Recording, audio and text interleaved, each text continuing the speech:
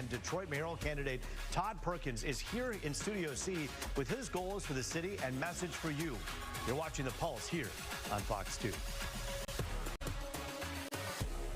Back now on The Pulse, looking at all things people, power, and politics. And joining us now to talk about his run for Detroit mayor, attorney Todd Perkins. We've had so many of the candidates who are running for that job on this show, and we've invited everyone who's running for a major office to come on. And we thank you for taking us up with that invitation. Good to see you. Good to see you, and thank you for allowing me to come on this great show. Well, I'm so glad to have you. I do have to ask you, you and I have known each other for many years. I used to interview you outside of courtrooms. Yes. As is the case still. You are at these courtrooms.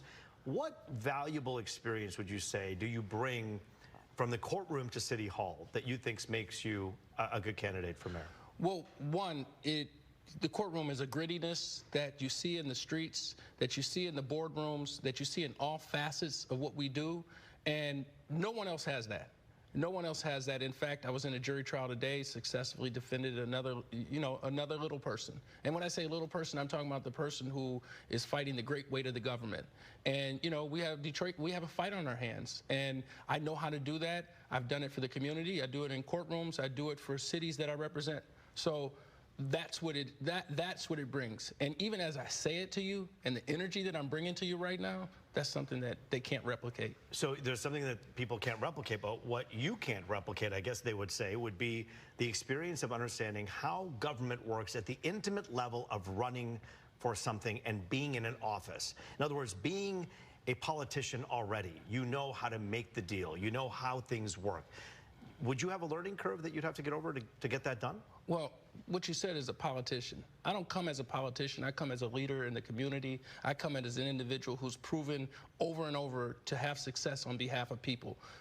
So what we have is, what do they bring? They bring an ability to say, I've been in this position for 10 years and now I've just adopted what another individual did. There's not necessarily leadership in that capacity. This is not coming from the administration. These are people adopting a program that they've been given. And I'm not recycling leadership. I'm providing the leadership that Detroit sorely needs. There is a tremendous challenge that lies ahead for anyone who gets this job, and that is to take the reins of a city that has seen tremendous progress in the last decade. What are some of the strongest things and assets that you think Detroit has going right now that you hope to kind of catapult into the future? I think Detroit has momentum. Because, let's talk about it in the sense that Detroit is still one of the poorest cities in the country.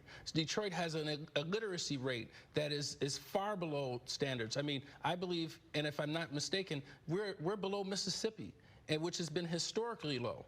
So what they bring is momentum. They bring interest. They're people who are interested and focused on bringing their investment, bringing their persons, and bringing their families to the city of Detroit. And what we need to do is enhance that. And what we need to do is enhance the people who are already here so we don't see flight from them. That's what's really important to me about the people who are indigenous and the native Detroiters. Those are the people that I'm fighting for. The current administration claps back every time I bring this up. In fact, Mayor Duggan and I have done this question a million times over, and he says, no, I don't believe that there are two Detroits. We've worked really hard to make sure that the neighborhoods have worked well and that they've seen progress.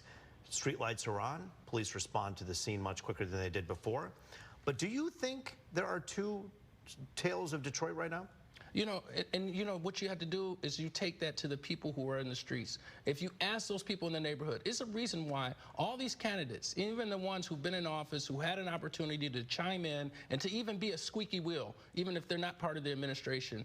But do you think there are two Detroits? I absolutely think there is. And I know that there is because I talk to these people every day. I live around these people who are going without. And we're doing and figuring out ways, even outside of office. That's what I've been doing as a community leader, is finding out problems and finding resolutions and solutions to those problems. But yes, that is an absolute belief that it is definite need attention to these neighborhoods and to the people within them. I'm going to ask you this question because, and look, you could ask all the candidates this question, but right. the voter turnout is always low in Detroit. And in the time that I've lived in Metro Detroit all my life, and then I've been covering the news for a lot of years, and I've just noticed that the interest is low. The turnout is low.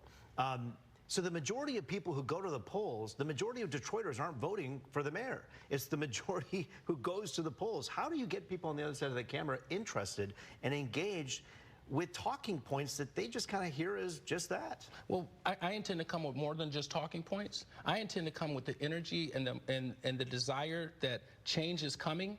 And almost like bringing the gospel, bringing the good news. And that's what people haven't seen. What people have seen is more of the same, and I am not more of the same. You ask anybody and any of these other candidates, they don't measure up. They don't do what I do, and it is going to be a new day. And I do believe that once people recognize that their vote will matter for something that's going to be different, then you're going to see a better turnout at the polls. And you're right.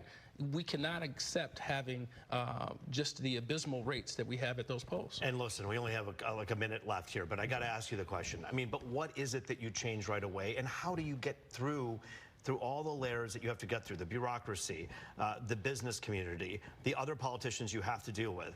How do you deal with all of that to get the things that you need done, and what are those things you want to get done? Well, we have an advanced team already in place, because we're ready to lead day one.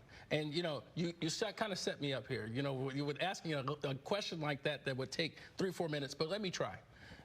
In the advanced team, we're going to look and do a financial audit of how the money that we have and the money that Detroit is able to spend. Because let's not forget, Detroit is still in a bankruptcy, and we still have to be monitor the way that we spend. I believe that we've overspent. And, you know, I want to take the resources and reallocate resources, definitely to the neighborhoods, but definitely overall to making sure that the city continues to run and function properly, and to cut red tape so that businesses can grow. That's just one aspect. What do you mean in bankruptcy? Well, the city is still in a bankruptcy, and we don't in the bankruptcy process. Like yes, exiting out. Yeah, absolutely. We're exiting out, and you know, if we mismanage something or we go astray, there's creditors that can go back to the federal court and say, and a lot of people don't know that. Yeah. And you know, it takes a lawyer to know that, right? But again, it's a lot of things that would happen and could happen if someone creditor wants to go back to court and say Detroit's not running itself the way that the court said it in its bankruptcy plan. Oh, the exit of bankruptcy is a long process. Yeah, it is. And I understand it's what coming. you're saying here. We're going to get there. Yeah. Well, hey, listen, I got to say thank you for joining us here on The Pulse. We appreciate your time, and we know that you're going to continue to hit the streets, and we'll be watching very carefully knocking your doors, campaign. everything. Yeah, it's great. I'm having a great time. Todd Perkins, great to see you. Thank you. Thanks for joining us here on The Pulse tonight. Yeah. A lot of news coming out of this administration.